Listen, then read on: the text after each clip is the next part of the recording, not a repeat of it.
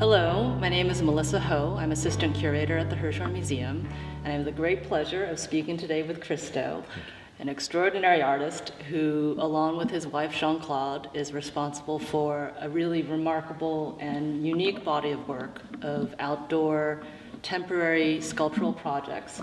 I say sculptural, but really these are on the scale of urban planning or architecture. Yeah. And Christo gave a wonderful lecture here last night where he talked about projects currently in progress, the Mastaba in Abu Dhabi and Over the River in Colorado. So today I was hoping that we could speak a little bit about your beginnings and your artistic development. Mm-hmm. You were born in Bulgaria and you went to the Art Academy in Sofia, and this would have been in the early 50s under communist rule, of course. Yeah. What was your art education like in Bulgaria at that time?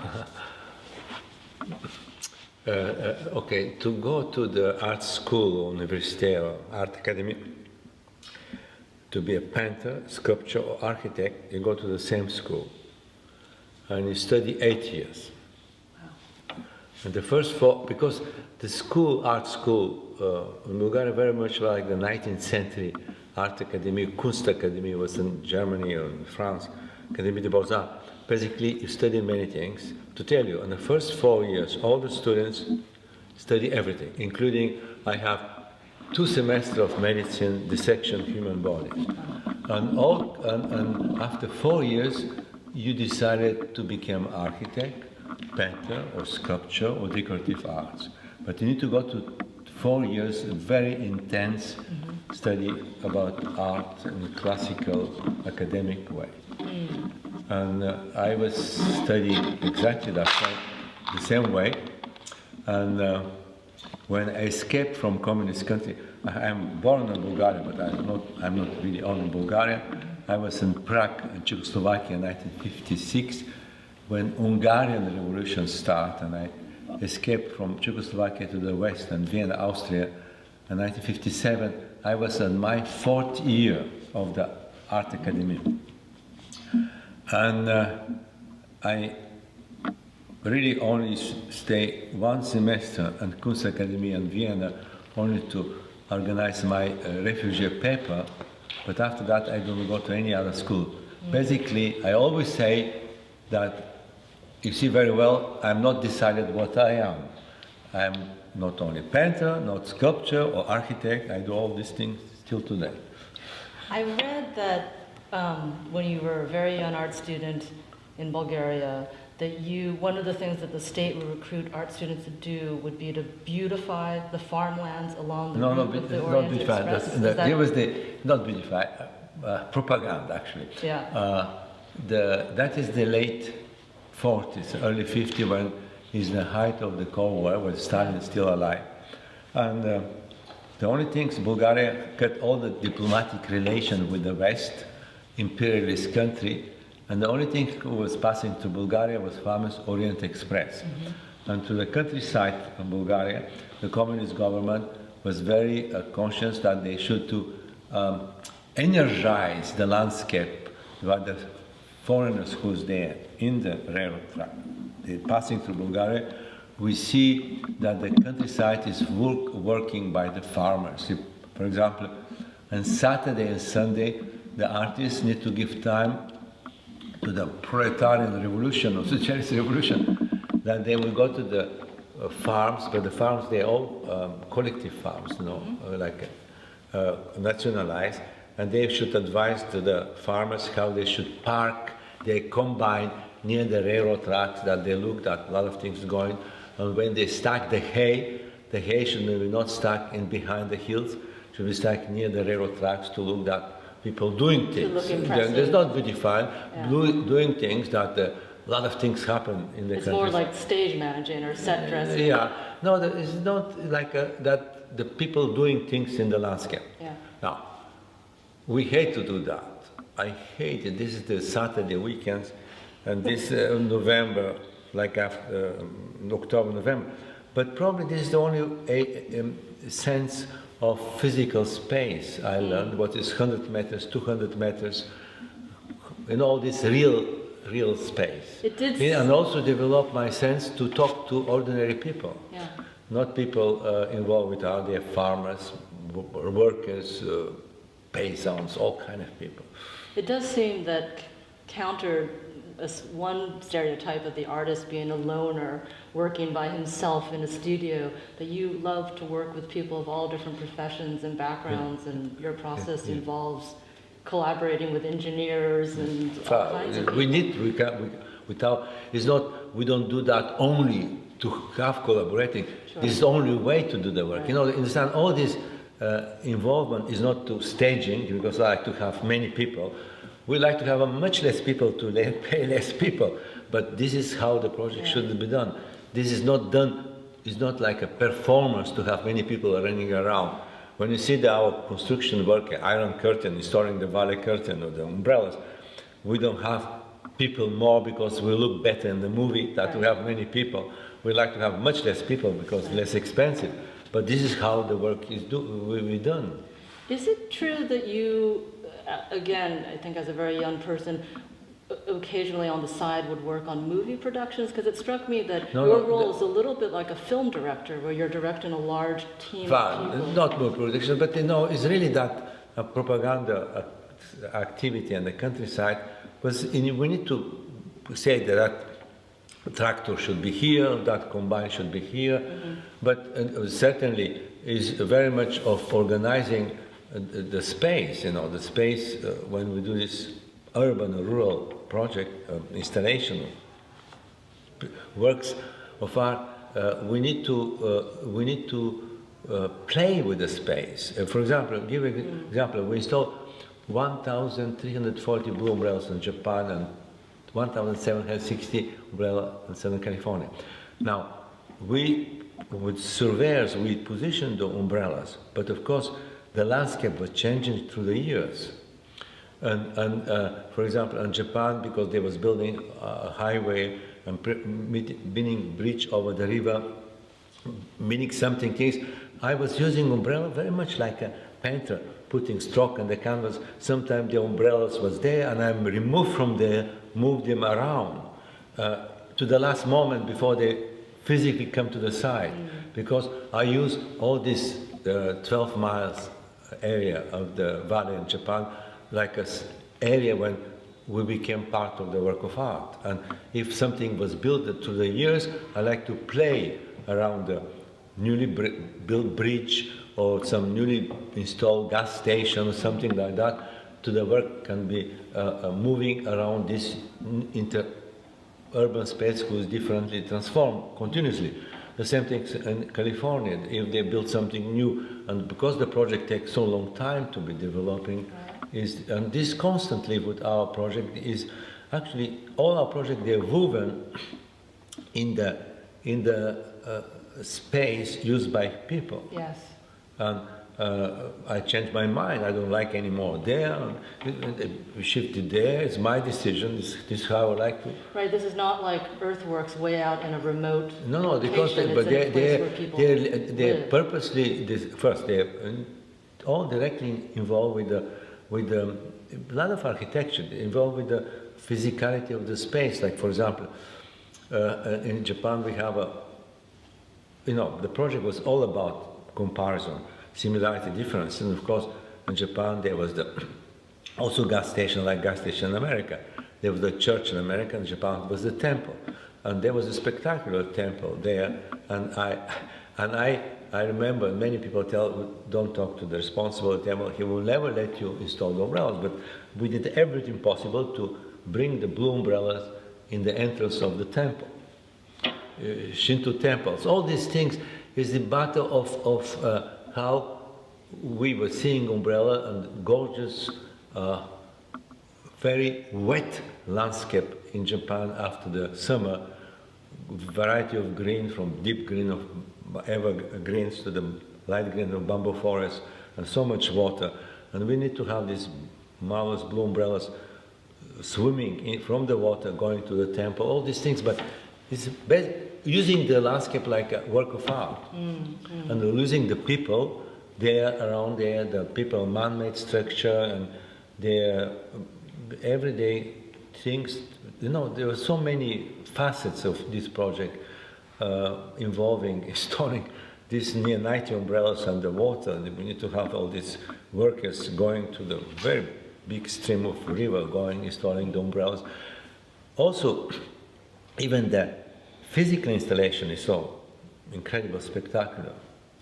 Before the umbrella was opened, when they was installed, because we see that process of the preparation, construction, making, and exhibition, one things. They are all one things together, bounded. As you mentioned, you eventually left the Eastern Bloc and came to the West, and eventually settled in Paris for about 6 years, I think. Yes. And No, but I know when I escaped from the Prague to the West, right away I was going to Paris, because in the mid-50, very young, 21, I go to Paris. I don't want to stay in Vienna, even this great city. Not, and I arrived in Paris 58, and I live in Paris, but I live because it was Western Europe. I live in Paris and exhibit our art in Paris and Germany and Switzerland and Holland and Italy and England. All that was in the Western Europe and between 1958 and 64. And of course, Paris is where you met Jeanne-Claude. Yes. And I was so interested in the documentary film Christo in Paris. Jeanne-Claude talks about the very first time that you brought her to your studio. Could you talk a little bit about how that working relationship evolved? Well, first we were very young and very much in love. That is only the another relation. That is all. We were very young. Oh my dear, but 1958 we were 20. I was 21, 23. You were very young. Yeah, really. And she was 23. Now there's no any mystery of that. And we were very young, and it was incredible time in Paris, and it's really. Was also the world was very different, and I like to do my work, and it was very difficult. But but I have this freedom that I have nobody. I have no relatives. I have no cousins, no uncles, nobody. I was alone. And they give him incredible freedom that you don't think about parents. You don't think about to be nice with somebody. Only I have my art. This is why my art, who make me come to the West, is the most important thing. I will not give 1 millimeter of that freedom for anything else. There no one stinks on compromising. Because this is all my life is that, and this is I'm extremely stubborn. I'm extremely opinionated. And I have a very difficult relation with museums, but I design the exhibition, literally, myself. Nothing is exhibited I pinpoint exactly what should go there, and it's not secret. I have a very difficult relation with the General Museum because I don't allow anybody to touch and for example, that big exhibition of early works of 1958 to 69 was done only because the condition I put to the museum organization in Berlin that I will do the things I like to do. And you did the installation. Yeah, everything go to the web. This is then everything the way I like to do it. They do it my way. And I remember the curator from Tent Gallery arriving, bringing the tent can. The cans, you should go to see how the cans period was exhibited there. She was a flabbergasted how they exhibited, but this is how I exhibited things. Well, and obviously you have such a unique way of funding your work that allows you to remain very independent, that you fund your projects yourself. Yeah. Could you talk a little bit more about how early on did you decide that you would not take foundation money, you would not take commissions and grants? It's basically because nobody helped me to do that. Yeah. No, this is simply a question.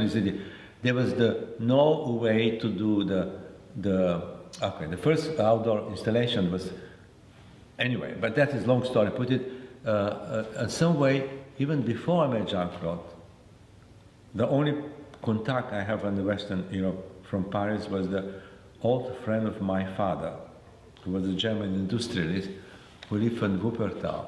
And that I do not know, but I say that I am the son of Vladimir, my father, and that friend was like my father old, but his son came to see me in Paris in 1958, in spring of 1958. It's called Dieter Rosenkrantz. Dieter Rosenkrantz was a young man at that time, and he bought the very early wrapped cans, 2-3 wrapped cans with fabric and thing. And Dieter invited me in the summer to go to his house in Wuppertal, because he was a young collector, and he was very involved with modern art. And I got to his house in Wuppertal 1958 in the summer. In the house of Dieter, I met Karl-Heinz Stockhausen, John Cage, and Namjoon Pai. Wow. And of course, this is why our first personal exhibition was in Cologne, Germany in 1961. Was this the dockside? Dockside, Yeah. and the wall of barrels and the wrap automobile and packages. And dockside came because the gallery was closed, small art gallery in the street, and Cologne was closed during the Sunday, Monday. Mm-hmm. We tried to have the works outside in the public space. We got the Port Authority of Rhine River to allow us to do temporary wrappings and the dockside packaging. And those were the first outside. Then we need to get permission, Yeah. talk to the Port Authority, convince them that will be nothing different, only let us to do that for 10 days, 2 weeks, to be there, that people can go to see it. So the transition from doing the objects to doing the outdoor projects, is that also the story of Jeanne-Claude becoming Yeah, exactly. a full collector? Basically, really, it was very simple. I was annoyed that the exhibition in the gallery, it was street gallery. She have 2 rooms. They would have a show window before the store was like a store for goods, and the show window I exhibit small pieces, but like in the store. Yeah. And I tell, no, I like to have things that the people go see outside. And there, this is some way the first necessity we need to go to talk to people, authority to do something that is strange, that we can write. If you go to see works, go across the street, is there, you can see that. Yeah. And of course, after that was the Iron Curtain in Paris, in the Rue Visconti in 1962, and many other projects. And all that was very natural, because 1961 was also the first proposal to wrap public building.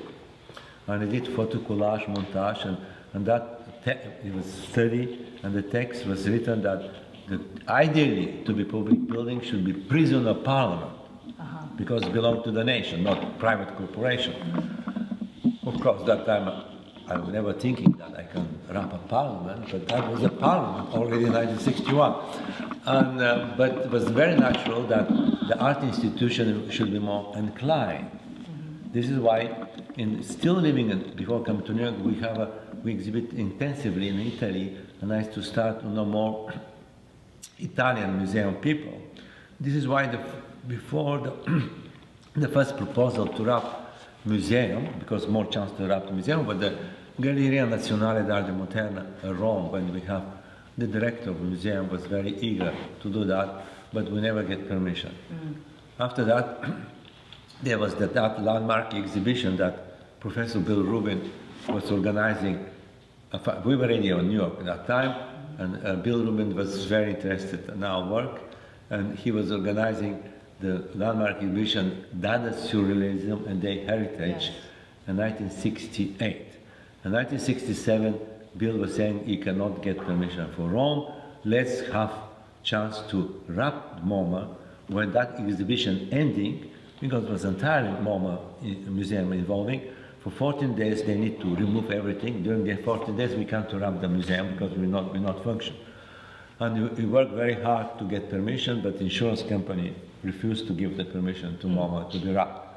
Meanwhile, because of the things we started to negotiate in '67, but the things became very visible that I will never can put that things out. We already was working in the big air package and castle, the big air package.